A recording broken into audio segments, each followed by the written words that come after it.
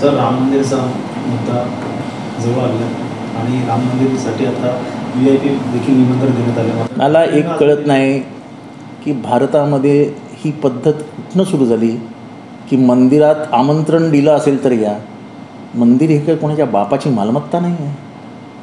ही जेव्हा बापाची मालमत्ता होती तेव्हाच चातुर्वर्ण जन्माला आलं, तेव्हाच शूद्र जन्माला आले आणि त्यांना देवळाच्या बाहेर उभं करण्यात आलं. तुम्ही आज पण आम्हाला देवळाच्या बाहेर उभं करणार? तुम्ही आज पण आम्हाला आमंत्रण देणार नाही आणि परत चातुर्वर्णाची निर्मिती होणार असं दाखवणार? तुमच्या आमंत्रणाची आणि तुम्ही बोलवताय का याची वाट बघणार आहे आम्ही नाही आहे. आम्हाला जेव्हा जायचं असेल तेव्हा आम्ही रामाचं नाव घेऊन राम मंदिरात जाऊ. राम काय कोणाच्या बापाची मालमत्ता नाही ना.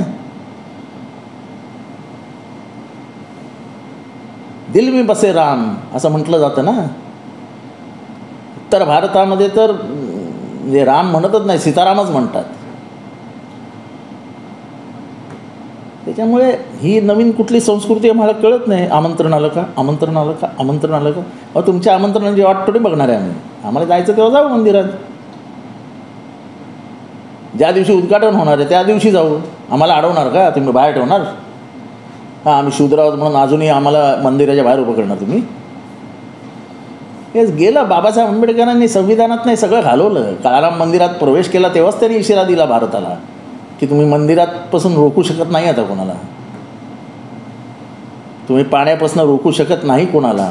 महाडचं 14 तळ्याचं आंदोलन झालं. त्याच दरम्यान काळाराम मंदिर आणि महाडच्या तळ्याचं पाण्याचा प्रश्न, हे सगळं त्याच वेळेस त्यांनी इशारा देऊन टाकला की हे सगळं बंद करावंच लागेल आणि संविधानाच्या माध्यमातून त्यांनी हे सगळं बंद करून टाकलं.